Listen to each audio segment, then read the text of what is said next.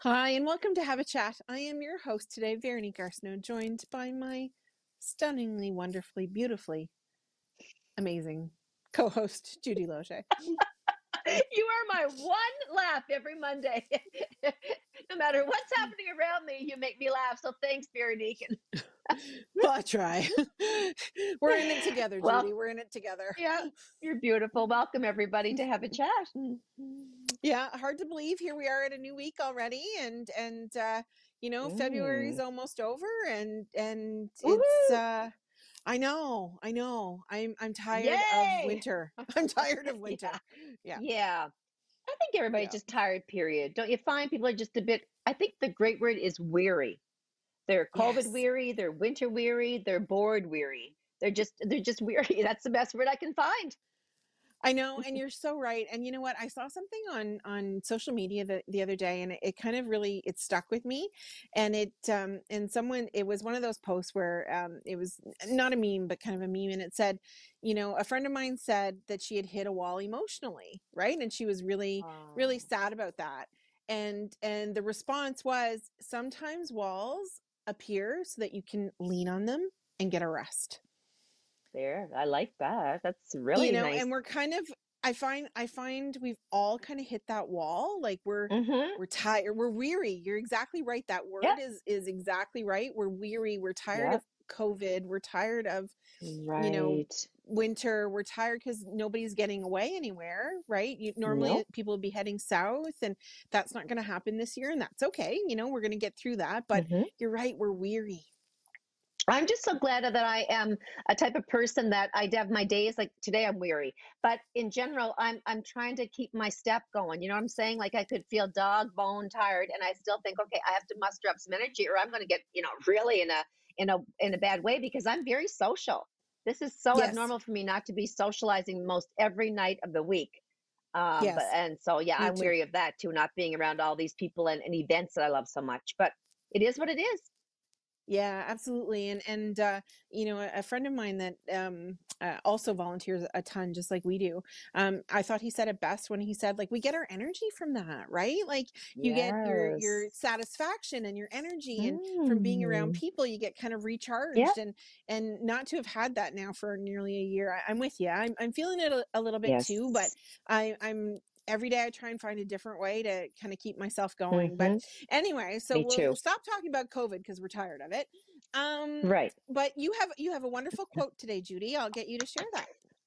I liked my quote that I have chosen for today, so I'm going to share it with Mhm. everybody.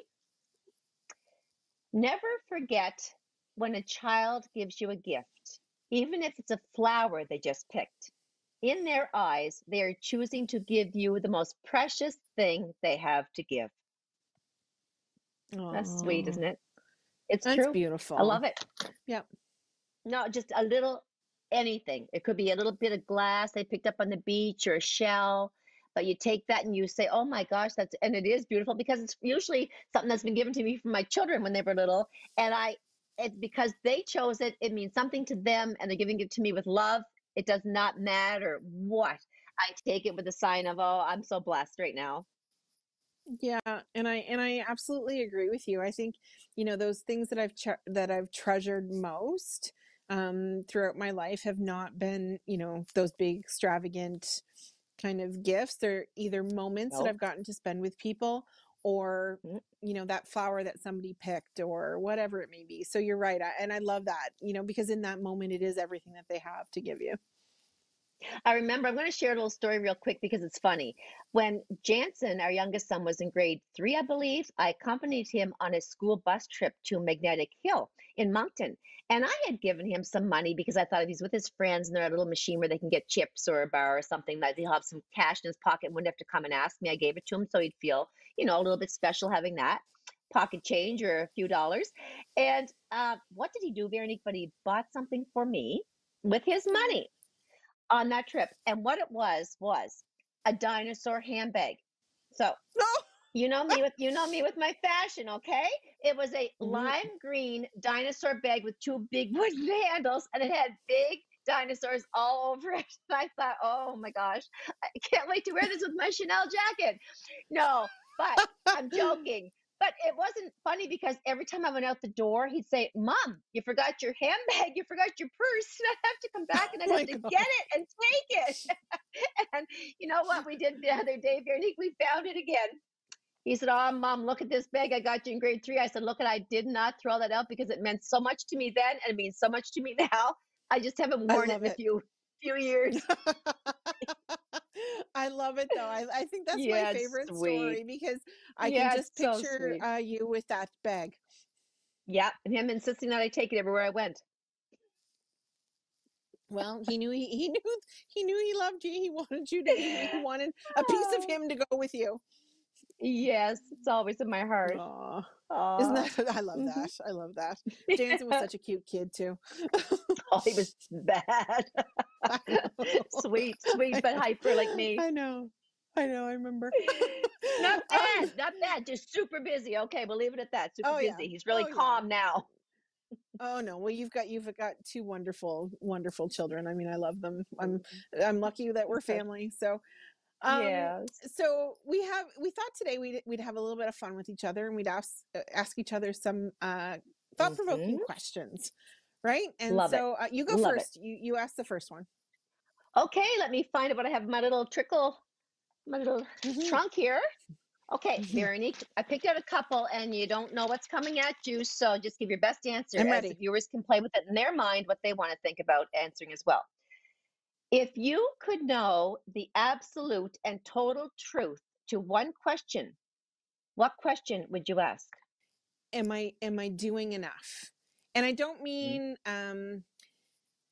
am I working hard enough? I mean that, I know that I work hard at work. I know that I work hard, with my friends and family and that but am I doing enough for the people around me? Am I doing enough for my community, for my fellow human, I guess is and it Yes, sounds, yes. it sounds cliche, I guess, or fake maybe, but am I doing enough um to help those around me because I have a very blessed life. I have wonderful Mhm. friends and family in my life. I have a great job. Grandma always said to whom much is given, much is expected. And so I always try to live up to that. And so I just wonder if I'm doing enough. Oh my gosh, can I answer that on behalf of everybody? I know you're doing more than 100 people put together, Veronique. You are one of the hardest working, most loving people I know, and you give back, give back, give back on a daily basis. So, yes, the answer is you've given more of your heart and time and energy than anyone I know. Well, and I thank you for that. And it's funny because I've told this True. story on the show. I've told this story on the show before, but I'll tell it again just because we've got some time today. But years ago, I was going through. I was trying to figure out what I wanted to do. I was living in Ottawa. I had just ended kind of a long-term relationship at that point, and was my job was okay, and I was everything was Mhm. fine. But I had come home that Christmas season and you were receiving the New Year's levy from the mayor for your volunteerism for I think it was 20 years at that point. And I Mhm. remember I had always been a volunteer up until that point. I had volunteered in Ottawa and it was great. I loved it. It was fun. And growing up, that's what mom and dad always expected. But I remember you talking about how much it gave you to volunteer, and how much it meant to you and the joy that it brought to you. And I remember sitting there listening to that and thinking, oh my goodness, that's what I want to be like that. I want to feel like that. And I looked at mom and Mhm. and she was sitting beside me and I said, I want that. And mom, as moms always do, she looked at me and she said, well, then do something about it. you know And and you, and yes, and I did. I did. I you I did. you know, You sure did. I packed up a few months later. I moved home that July. And I was working three jobs at one point, but because in order to make a living, but I really wanted Mhm. to, I looked up to you and still do, and wanted Oh. to be like you in that way because I knew how kind and caring you were, but also how much it meant to you. Yeah, oh, it means everything to give back to me. That's just part of who Mhm. I am and part of who you are. It's self-rewarding when you see people being on the receiving end of kindness and love and help People need help in Mhm. every capacity. There's always somebody to help. It doesn't matter who's out there, Absolutely. even if it's just to lend a hand, an ear, whatever. But physically, yes, I've worn my body out trying to run here and there helping, but it's okay. It's what I do best. Yeah, no, absolutely. So I'll ask you that question, Judy. If you could have the true answer to one question, what would it be? Well, I'm spiritual, and a lot of the viewers may not be. That's okay. I don't, there's nobody out there that I look down on for whatever the choice are, whatever their faith is. Everybody's equal in my eyes. But to me, God, I would love to ask him the question, have I done enough to serve him? Mm, I mean, I can think that I've lived a good life and I can think that I've given everything in my being, Veronique, back to people, my family, my friends, my volunteer hours, and my children and my husband. I've given of myself because that's what I love to do. I just said, but in God's eyes, come judgment day, I want to know, did I do a good job of being a human being in the way that I was intended to be? I hope that he's going to say yes. You were not self-serving; that you did put service above self. But that I would love to ask him if I've done a good job as a human being while on this earth. That would be it. yeah. Well, I'll answer yes. Okay. Absolutely. Thank you, God. Absolutely. Thank you, God. Yep. I'll, Yeah, I'll just kind of slide that one in there. Yes, you absolutely, sure. you are a kind human. Absolutely. So are you. Do we have time for another one, Vero? Yes, for sure. Okay. If you were given 1 minute, a 1 minute ad shot, okay, an advertisement shot during the Super Bowl that you could not sell, what would you fill it in with? What would you do? So my dancing would be You're out, given, right? oh, yeah, that's out. That's one down, two to my go. singing, my What's your singing second would be out option? too, right? That's right. You got one left. Call a friend. Call a friend. Okay, so if I couldn't sell an advertising spot, and what would I fill it with? I think Mm, you know what it's gonna sound again. It's gonna sound a little bit cliche, but I would either fill it with something to do with veterans and helping their services, oh, right? Like promoting their services, or something to do with mental good. health. Right? Because I Good. mean, you're thinking about all the millions and millions and millions of people watching the Super Bowl, right? So, Yep. what better way to get that message out about mental health than, Mm-hmm. and I mean, you have to get creative, right? Because it has to be something that would, catch their eye. But yeah, I would love to Right. maybe talk about mental health. Okay. Perfect. Yeah, I think yeah. I can't dance and I can't sing, but I do have some comedic skills. Be fun if I want to be. So I think I would try to entertain them with some stories, some personal funny stories. I have a bag Oh, full of them. I can entertain my yes. family for hours on end with them, and I think that's what I do. I'd entertain. Well, and I know when you MC something, you come out with the best stories and jokes. So your comedic timing is quite epic. I can get away with a lot too. Yes, you can. Yes. I love it. Oh, that can be So bad. I have a question for you then. So if you could uh compete on any reality TV show, what would it be? Compete. Well, I don't watch a whole lot of television, and I do love like the talent show. So, American Idol. I would not be on the stage, obviously, doing anything in the way of performing to win that kind of a seat from the judges, as in, oh my gosh, we're going to press that buzzer. But I would love to be a judge. I would Mm, love that because I see so much, and I've judged minor talent shows mhm, locally and pageants and things like that. But to me, talent is so personal, and what you might love on that stage is something I might just not love at all. But I'm mhm, going to give my fair and most honest appraisal and critique of that person's performance. And it's going to be mhm, raw. It's going to be exactly what I feel. It's going to be, like I said, I know I'd be a good judge because I'm honest and I look at all different forms of talent the way some other people wouldn't look at it at all. They'd say that's just bizarre, where I think that's just beyond creative. I yep. would love to be part of that show. I'd love to be in that seat judging talent, music, whatever. What Oh about yeah. you? I think there's two actually. I'd probably if I had an option. Um the great what is it now? The Amazing Amazing Race. Grace? The Amazing Race. I couldn't think of it for a second, but yeah, The I Amazing knew you were Race. gonna probably, yeah. Yeah, because and I've actually often thought about auditioning with dad. Because you know, Oh. he's so like he I mean, he's obviously traveled the world and you know, I've gotten to travel quite Mhm. a bit, but I think it'd be, you know, we'd probably kill each other, but that's okay. And then if it wasn't The Amazing Race, I think Survivor would be the other option. My gosh, you're brave. I wouldn't go with either one of Yeah. those. Well, That's and crazy. I worry about, you know, the snake factor in Mhm. Survivor, because they're Mhm. often in the jungles of some, you know, wonderful exotic place. So I do worry about that, but I think either one of those I think would be fantastically interesting. Mhm.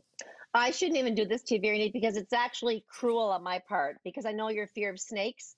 But I actually was looking at a magazine the other day, and now there's a thing in the world, not here now. You can rest your soul.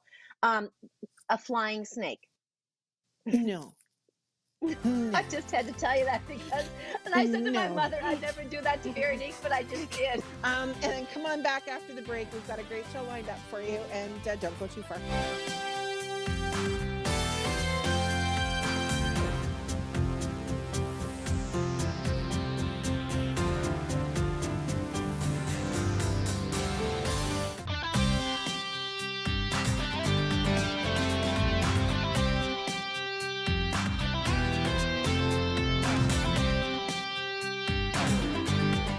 Hi, and welcome back to Have a Chat. I am your host today, Veronique Arsenault, and I am joined by my ever wonderful co host, Judy Loge.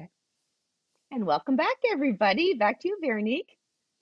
I know we're so glad to be together, and we have such amazing guests on the show today. I'm so excited. Yeah. So, we are now joined by Samantha Fairweather and Caitlin Carroll from the Miramishi Youth House. Welcome, ladies. Mm. Hey, thank you so much Hello. for having us. So nice Mhm. to have you both with us. Thanks for being here.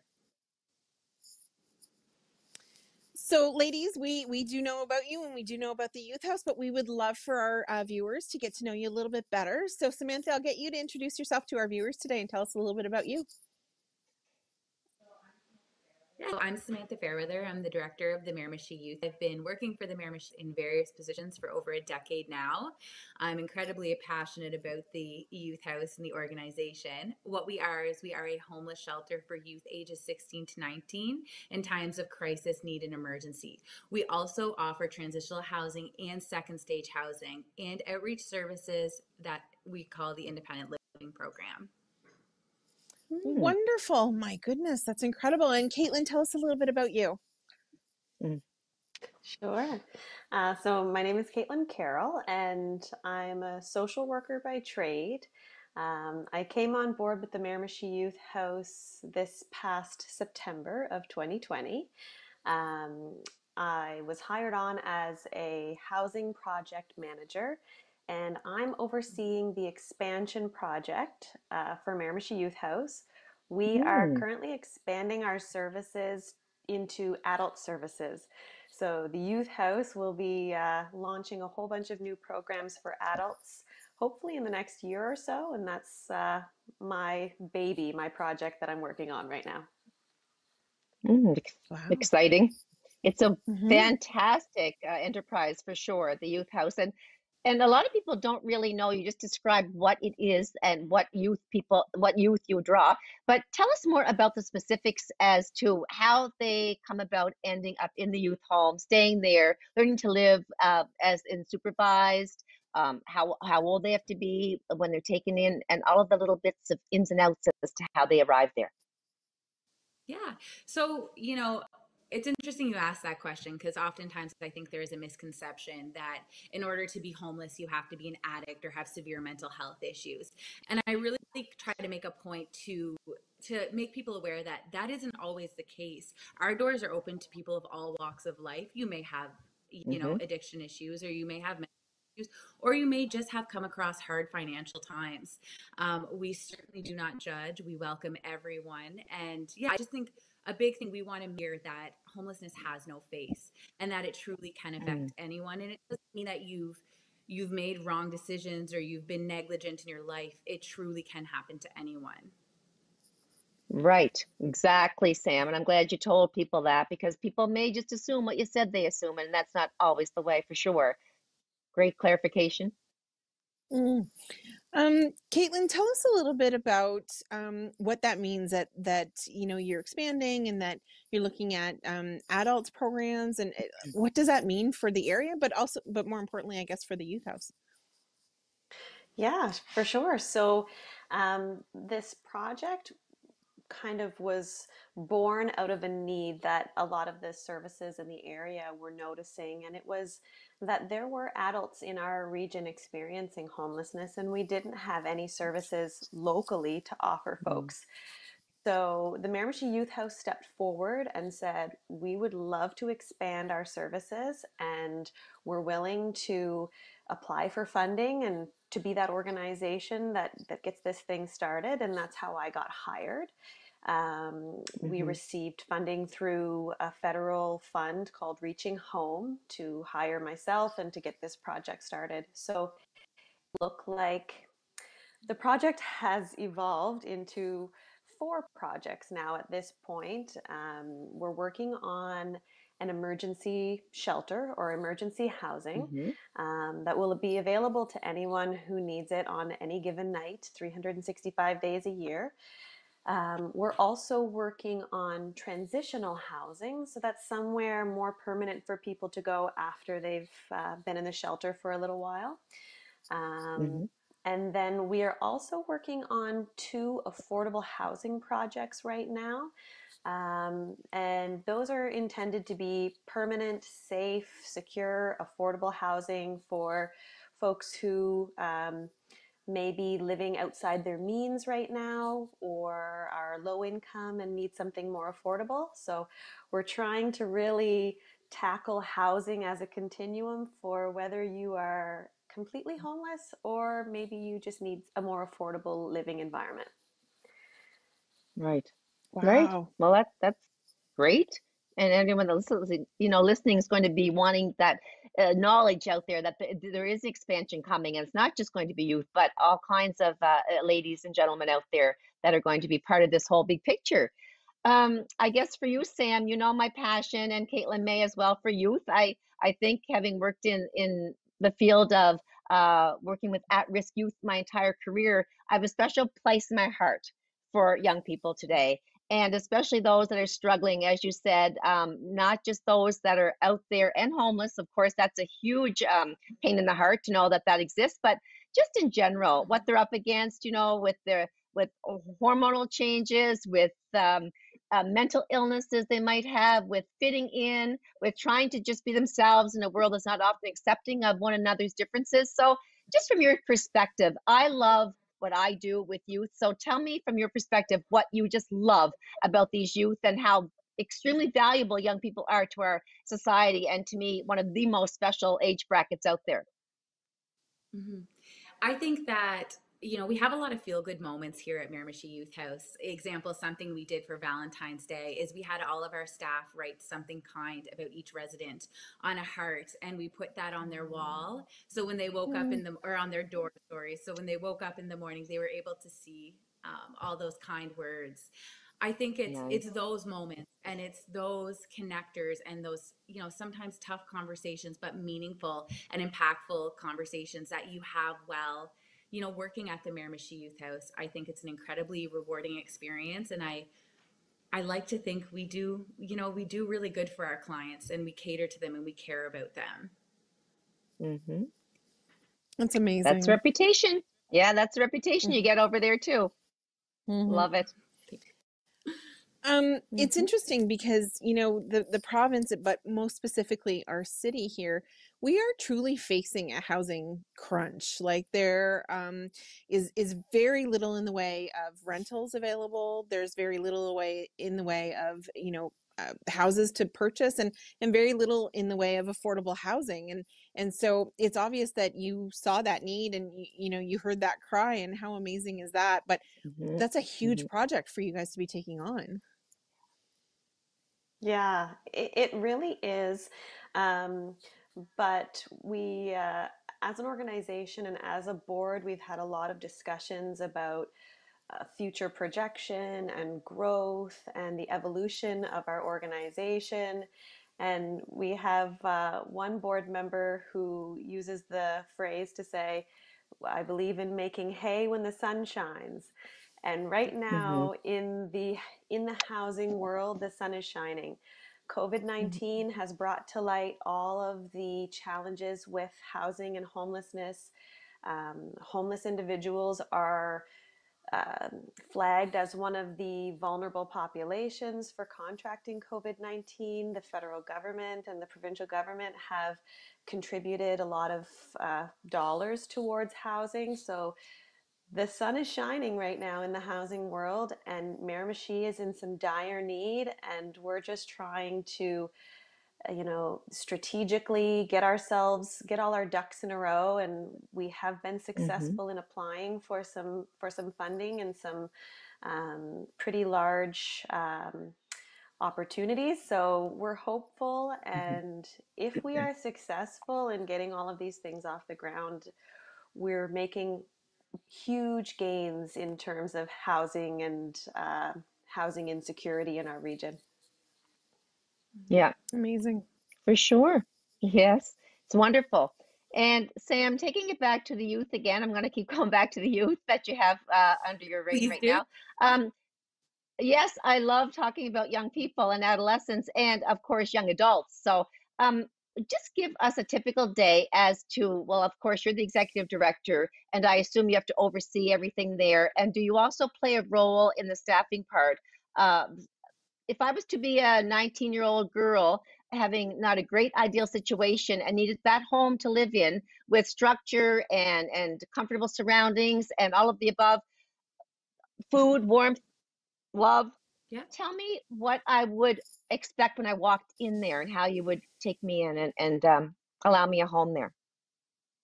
Yeah, so you would enter into the home and start with our intake process. Our management team has made an incredible intake binder that offers all kinds of great resources for our clients. So we do have a welcome package for them. We give them a house tour, and then would you like a shower? Would you like anything to eat? How can we make you comfortable? And then, of course, your stay with us. Our clients generally are expected to either be continuing their education or working or volunteering. We try to keep them Okay. busy while living with us. And also, especially that volunteerism piece, it really helps build their resume portfolio. And we love to help with employment strategies. And that would be kind of what our outreach worker through the independent living program oversees.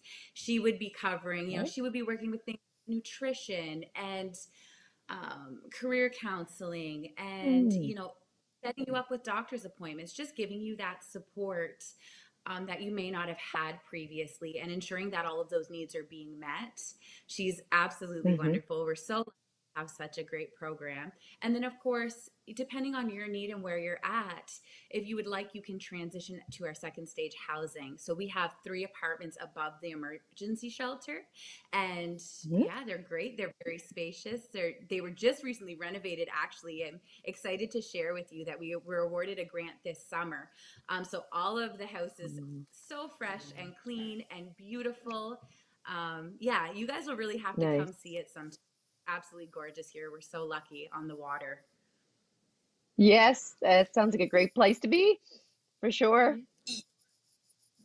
Yeah, and I really actually had no idea that you I guess what the services were when a youth was coming to stay with you. How do the youth find you? Like, how do you are they referred to you by social services, or can they land on your doorstep? Yeah, so we are a 24-hour service. We're a drop-in service. Oftentimes, we do have people just show up. Sometimes there is a referral process. We can be referred through the schools. The person may call independently. Social workers may call. Family members may call. Yeah, we, as soon as we get the phone call, we start getting ready. All right, so whichever of you ladies would like to answer this question, mine is in regard to the coldest night of the year event, an annual event that just happened recently on the river with your youth home. So tell us all about that. Did it exceed your expectations? It certainly did. We're so excited to announce that we did wonderful this year. All funds go towards the Miramishi Youth House. It goes towards operational expenses, keeping the lights on and keeping our door open. Um, we do have to raise an additional $30,000 annually to stay open. So being able to meet that mark with one fundraiser is absolutely exceptional, and we're so excited. Exceptional is That's right. amazing. Talk to us a little bit about what that like. What is it? So what we do for coldest night of the year is we do a walk in unison. Of course, this year looked a little different. We're going virtual, so folks use the hashtag CNOY Miramichi, and they were encouraged to walk on their own, to videotape, to go loud, to go live, to make some noise. Just to kind of show that we're all in this together and we're standing together to fight homelessness and hunger in our community. We do several Oh, fundraisers a year. So that would be our 12 homeless hours fundraiser. But yes, in that one right. we do build shelters out of boxes, and we brave the cold and we stay the night outside in honor of homelessness and hunger. Mm-hmm, mm-hmm. Amazing. So, Kate, maybe you'd like to jump in on just some of the most positive and rewarding experiences for you as being part of the youth home since you've gotten on board. I know the future is all about adult housing, but and expansion. But for you as a person involved with youth home, what are some of the highlights for you over the past number of months or year? Miramichi Youth House has been nothing but inspiring to work with. I have a career in social work, and jumping into the nonprofit sector again has been really enlightening and really inspiring. This organization and this board are really looking to the future and looking to give back to the community as much as possible. Um, Basically, I go to Sam with an idea and she says, let's make it happen. She just wants to see Oh, solutions in this community. So we are always putting our brains together and pitching it to the board, and the board says, let's make it happen. So it's really been a breath of fresh air to work with this organization. great teamwork, Amazing. beautiful dynamics there with the relationships. I love to hear about that. It makes it when you have a great rapport with the people that you're surrounding, only positive things can happen. Is the way I look at it. So most of our guests that we've had on in the last year, we've talked about the fact that, COVID has had to change just about everything that we do.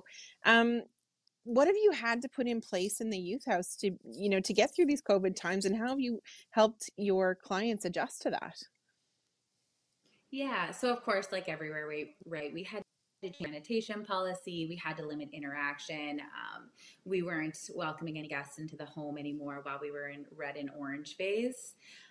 So essentially, well, of course, we had to follow the same public health recommendation and government protocol as everyone else.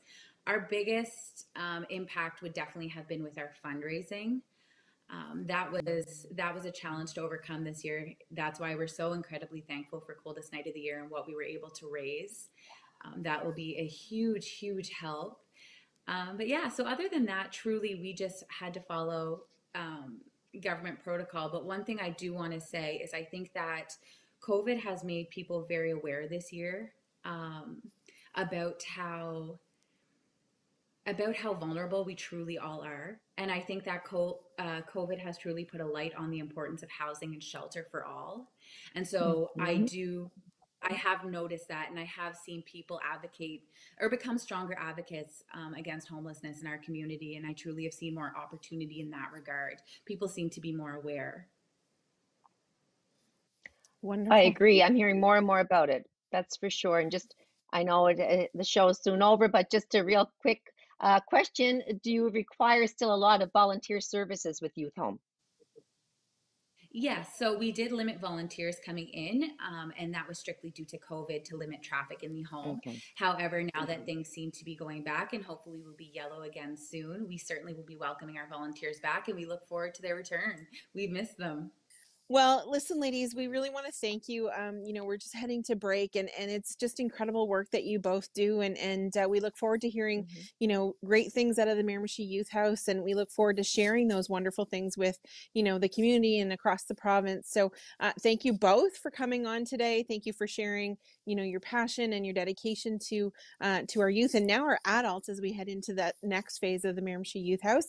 We want to make sure that for all of our guests at home, all of us that are watching at home, that you keep the Miramichi Youth House in your thoughts when you're thinking about donating Mhm. or volunteering. They definitely need it. And, don't go too far. We're heading out to break now. Grab a hot coffee or hot chocolate, or I don't know, chocolate something. Anyway, come on back. We've got another guest coming up right after break. Thanks, ladies. Thank you. Thank Thank you, you. girls.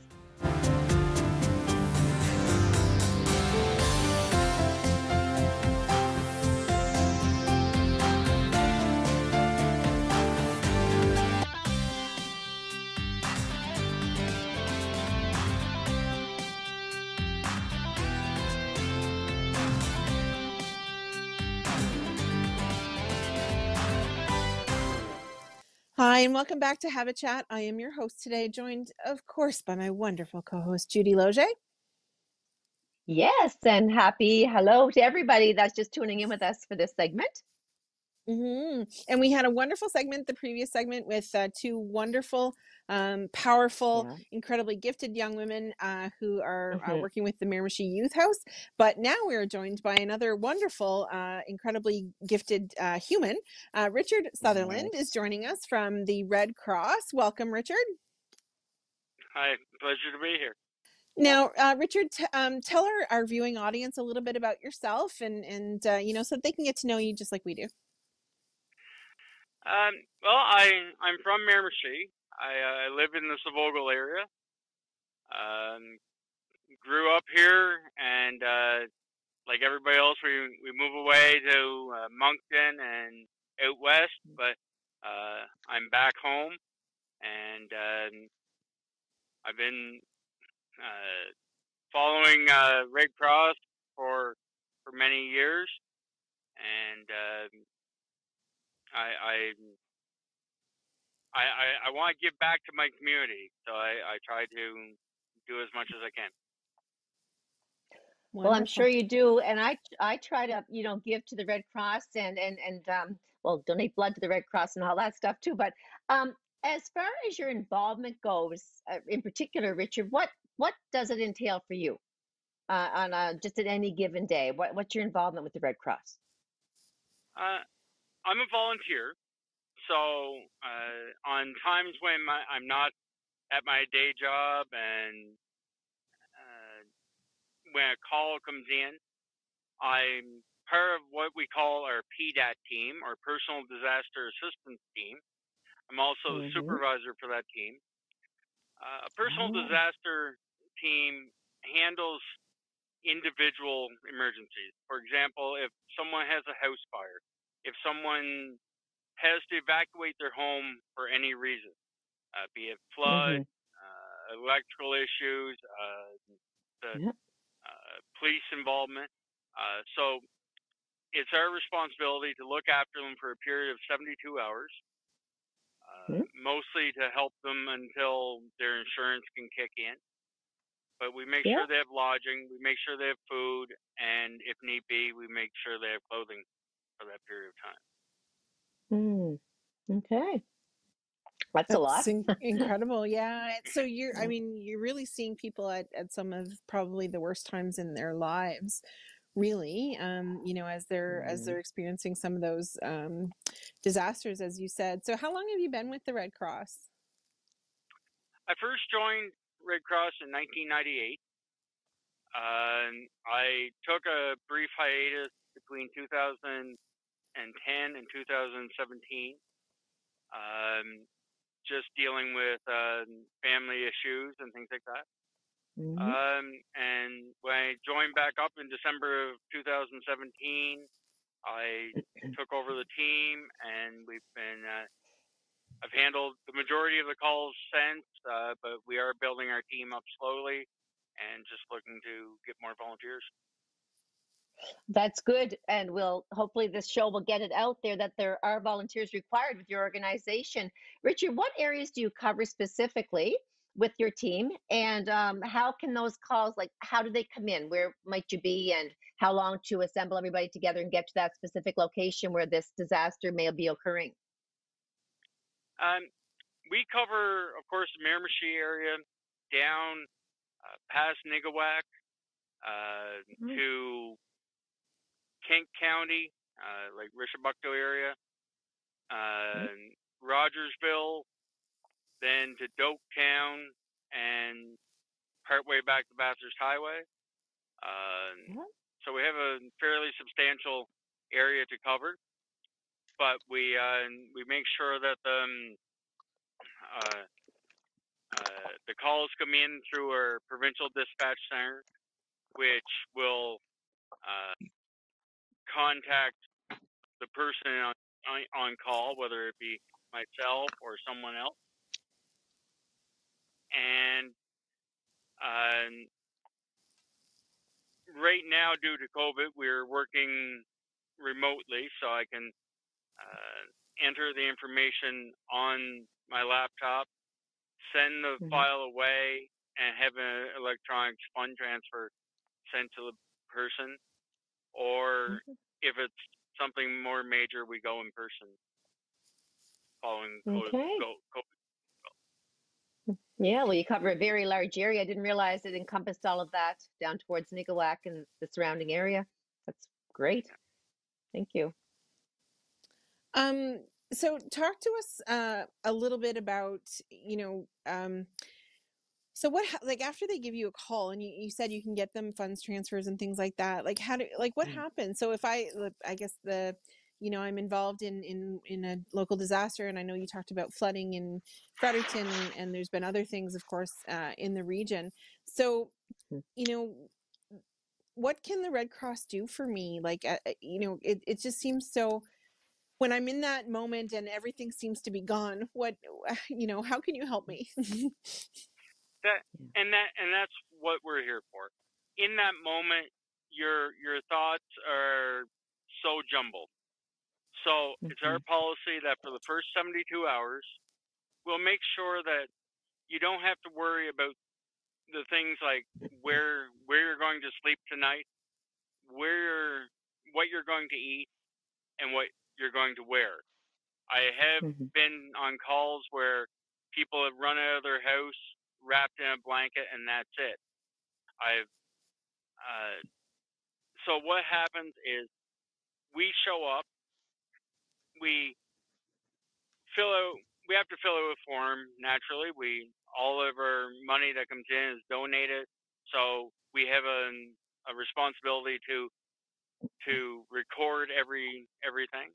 We have national standards for the funds we give, but basically what happens is I talk to you for a bit, myself or my team. We make sure you have lodging, whether if you want to stay with a friend, or we can put you up in one of our local hotels. We make sure that we give you a gift card, or we do an electronic funds transfer. The gift card is actually a prepaid MasterCard. And that's to cover the cost of clothing and the cost of food for a period of 72 hours. We also offer, I hesitate to call it counseling, but it's a friendly ear. I'm on part of another team as well, a safety and well-being team, dealing with people in crisis, and so we're there to talk, and we always get asked the question, what do I do now? And so we make sure they know, well, do you have insurance? Call them. Just to give them the next steps. And it lets the family, the what we call a beneficiary, start on the path to restoring their life. Okay. That's amazing. Veronique and I, as you know, volunteer in many, many ways in various situations. But unlike you, we have not volunteered, at least I have not volunteered in the capacity that you have with disastrous areas occurring. So you were a part of the scene with the Red Cross 2 summers ago when Cole Crescent had a terrible fire, which is located just off, it's on the retirement village grounds, basically off of Highway 11 there. It's a big unit of housing. And then you were also part of the scene, I understand, when the Vogue Theater, our one and true big legend, I guess, of theater, cultural center burned down just last year. So those were terrible experiences. Tell us how you became involved and what it felt like when you saw these things going, so bad around you. Like I said, I've been part of this since '98. I was part of 9/11. I dealt with diverted passengers. I've dealt with Nelson Forest Products had a fire. We had to Yes. evacuate the area. So I was at my day job and left because I had a major headache and couldn't stare at a computer screen anymore. And as I was walking out to my vehicle, I get a call that I was needed at Cole Crescent. And this was for the first one when it was shut down by the fire marshal's office. And so I went there and I spoke with the fire department to see what was going on. Everybody was in a panic. I remember one woman came up to me and shows, "I'm going to be sleeping on the sidewalk tonight. What am I going to do?" And I calmly explained to her that, "Ma'am, this is what we're here for. I'm going to make sure you have a roof over your head." And so I brought my team on board. We brought in volunteers from Moncton, Fredericton, Bathurst to help us out. We set up a shelter operation for them. That the first one went a few weeks, and then they just got back. The other building had a fire. We had to do the same thing over again. Then when the Vogue caught fire, it started over with Art McLean's properties, and I knew the fire departments were very tied up, and so I said, well, just to make sure, I'll be in the area. I introduced myself to the deputy fire chief, and stayed around because if the wind had shifted that day, there was an apartment building at risk, and there was also a gas station, which would have caused a bigger evacuation. Yeah, Same thing with absolutely. Anderson Mill happened. You were there and much appreciated for sure, right? Very unique. We don't know how much value. I guess I'm giving you lots of credit because you do such great work there, Richard, and helping people come to the some kind of an assembly in the worst of times. Yeah, I'm always amazed by, the Red Cross and our first responders and in that, we're trying to find a way away from all of this and you guys are trying to find a way to make it all work for everybody. So how does one become a volunteer with the Red Cross? And I'm going to assume that there's some training involved. There is. Right now, we mostly advise people to go to our website, redcross.ca /volunteer. It will give, look for the emergency responder request for your area, and you fill out an application there. Our team gets a hold of you to discuss what we do. Then we're all put through a series of interviews, security checks, both criminal record checks and vulnerable sector, because we deal with people of all ages. And so then we go to then once you do come on board, there's online training to teach you the aspects of what we do, and then we will pair you with an experienced volunteer to do your calls and gain the experience of dealing with people. This is something that you don't jump into because every call is different. The first person might be just they're lost because they've lost their home, but the next person, something else may have happened. So, and we have our own internal teams to help with that.